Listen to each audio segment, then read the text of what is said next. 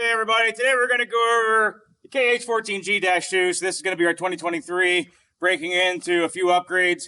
Everybody's very familiar with this body, and I want to be very clear on this body. So this body is, they're all punched by Lapai in China. Again, I don't hide anything from anybody. So this body, there's nothing specific to this body. You buy the body, and then you put it on your chassis. You're going to see a bunch of providers that look like this body, but they're not the same as a GroundHog. And I'm going to show you what the differences are right now when we go over this machine. First of all, we always have a Briggs in. We don't have a CMXX. We don't have a Lonson. We don't have some kind of look-alike. We always have a Briggs inside of our machines.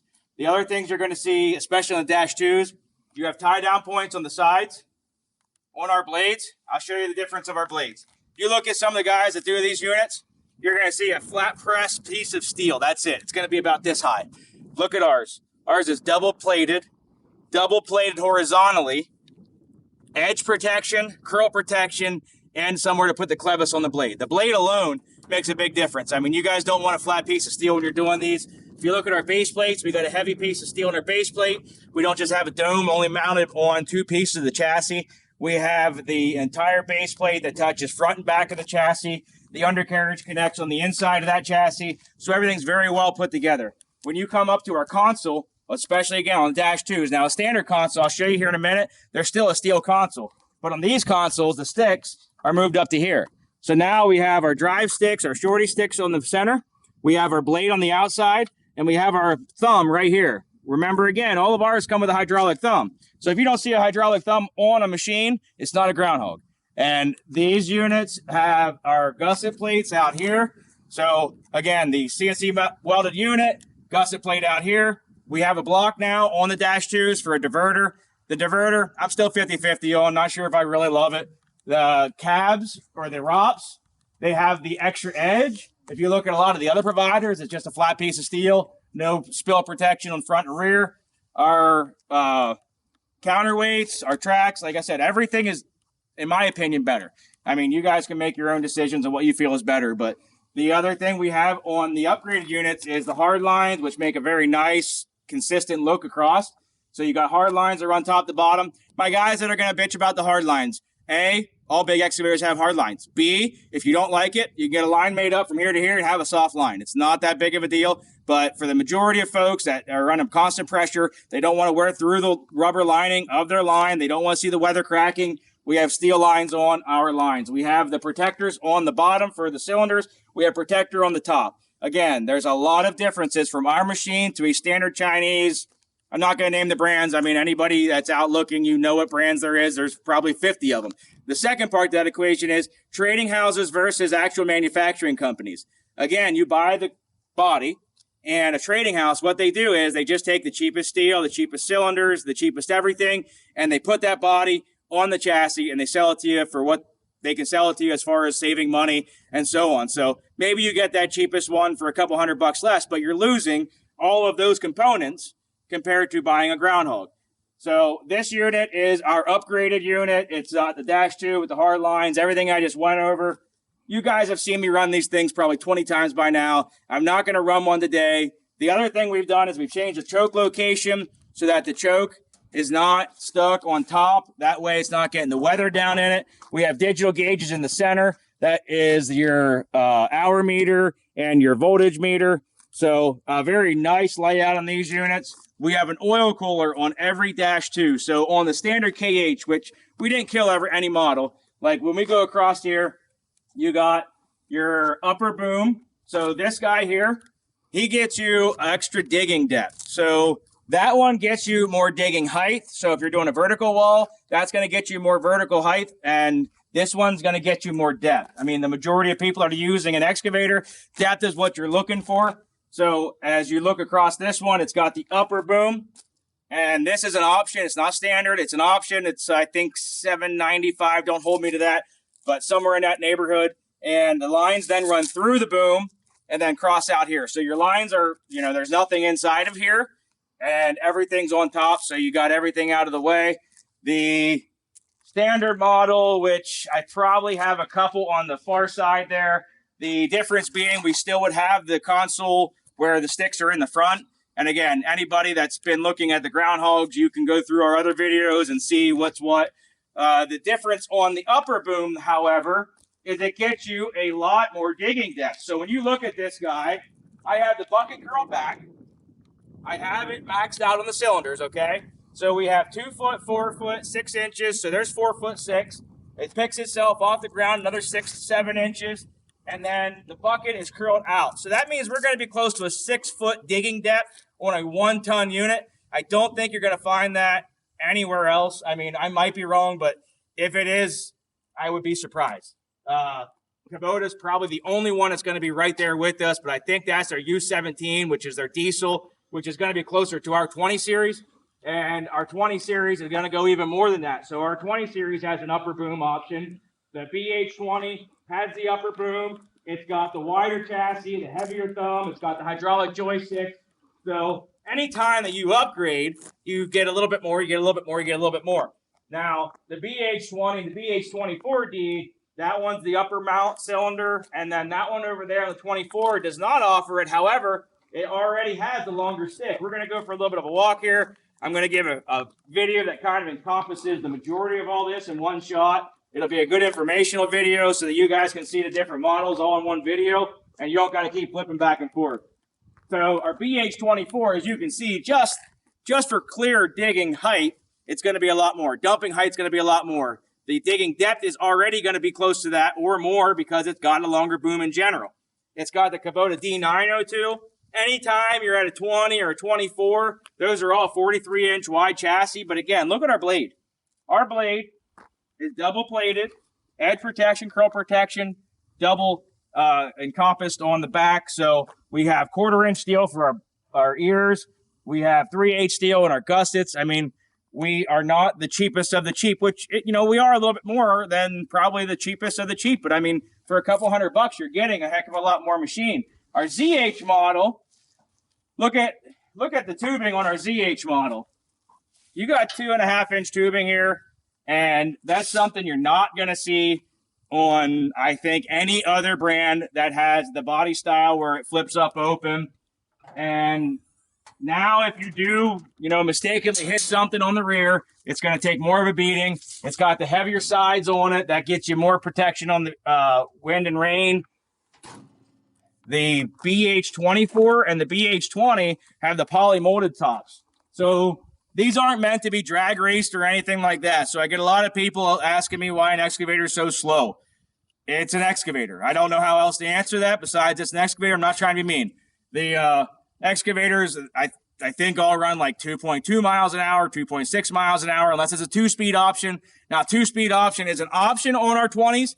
I don't remember exactly what that is. It's an option on some of our 30s. It's an option on 25s. The only one you're not going to get 2-speed on is the 14 and actually our BH30. I have not figured that out yet. I'm still working on it. Hopefully in our BH30 we'll get that sorted. But a lot of our models have it as an option. But an excavator, you know, it's not meant to be drag raced. It's meant to dig dirt. I don't know. Like I said, it's a hard question to answer.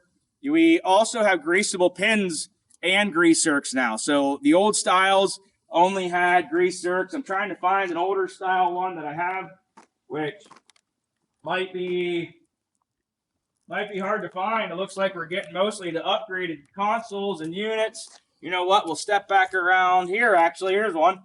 So if you look at this guy, your grease zerks are only at the location of the cylinder, and sometimes you can't quite get your grease the whole way through the pins. It'll go one direction or the other. So now when you look at your dash 2s, we actually have greasable pins.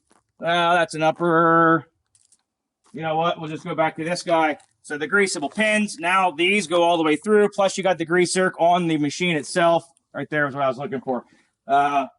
Greasable pin, greasable pin, greasable pin, greasable pin, greasable pin. And then you got single cylinders have just the grease zerk on the bolt yet, but everything else has a greasable pin and have also been upgraded. So a lot of neat stuff, a lot of cool things coming out for 2023. And the dash 2s have all that stuff automatic, the oil cooler, the blade with horizontal protection, edge protection, curl protection. Again, keeping in mind, all of our blades, all of our bases are automatically the thicker, heavier bases, heavier chassis. So when you're looking down at these and you look at our chassis, they're all the square marked bases instead of the dome. So we have, with a dome base, you only get connection right where that dome touches your chassis, right? So with a square plate, you get full connection everywhere it touches your chassis, front and rear, which gives you around 100% more grab for when you weld your chassis together. That's going to make a stronger machine when it's not flexing and moving. The other thing that I want to make sure we encompass is when you try to import these machines, everybody goes back and forth. Do I do it myself? Do I buy it from here? When you import a machine, there's three things.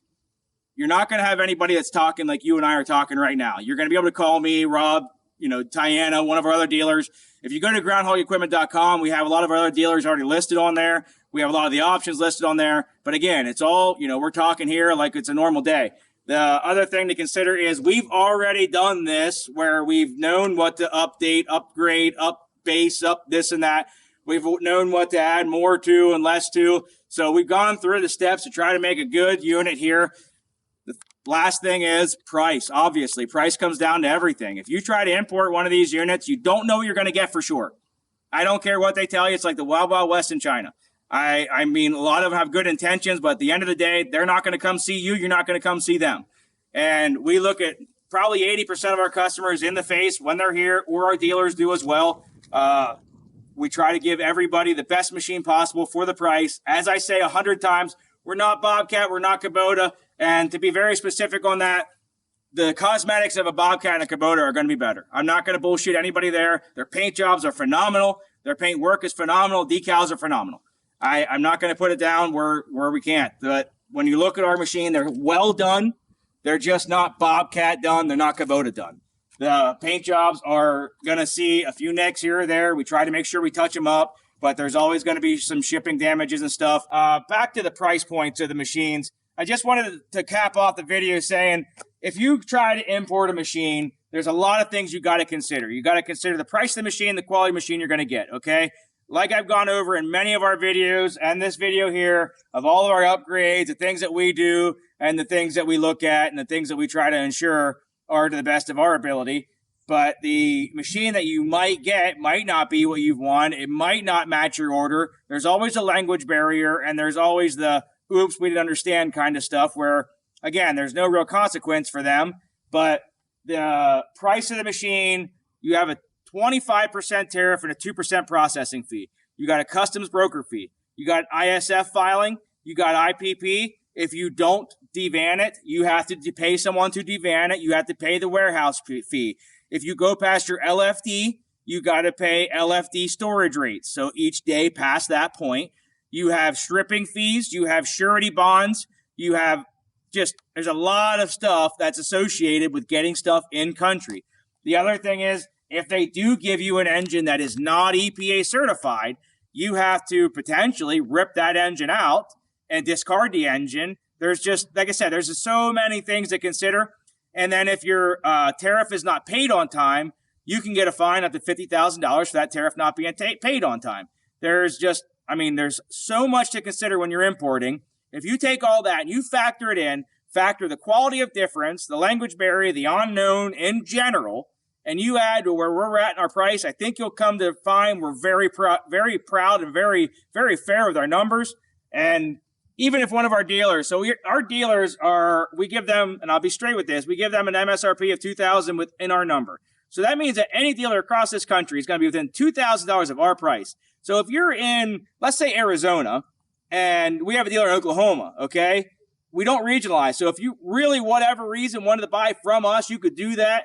But the guy in Oklahoma, max he can be is $2,000 more than me. If you take the shipping, especially with the fuel where it's at right now, from us to you, you didn't really save anything, and you got that closer dealer. We always suggest going with the closest dealer. You're saving the shipping. You have that service right then and there. We also have parts and pieces on hand. As far as parts and stuff go, on top of us having a $30,000 part in hand, we also have the ability to get the parts within roughly 14 days. Everybody that has a Bobcat that's broke down in the last year, how long have you waited for your parts? I'm going to bet that 50% of you are saying longer than 2 weeks. I have an S160. I've been waiting for the parking brake parts for 3 months. I had a T550. I waited for the parts for 6 months. So as far as parts go, they can get away with it because they are Bobcat. They are Kubota. I can't get away with it. I want to get your parts as quick as possible. Once in a while, that part will be a little bit longer than that. For the most part, we are right there in them windows. So that was a lot of information in video. I know that kind of drug out longer than I'm normally bringing them out. I just wanted to try to knock out a lot of information. We haven't been on YouTube in a while. We've been quite busy. The majority of these units are sold. I mean, we probably have 14 or 15 that are available yet. We had this lot, that lot, and a lot out there filled a couple days ago, but we do have a few left here right now. But we get loads every week. I mean, the guys have pre-orders in. That's just a machine that's very popular that we haven't been able to catch up on. But like these smaller units, we get these loads every week, but we have a ton of pre-orders. That is something that, you know, everybody deals with. If you go to Bobcat, Kubota, even LS. I got a guy that put an LS offer or an LS order in, and he told me outright he's been waiting 7 months for his machine with still no ETA. You know, we give guys roughly an 8, 10, 12-week timeline.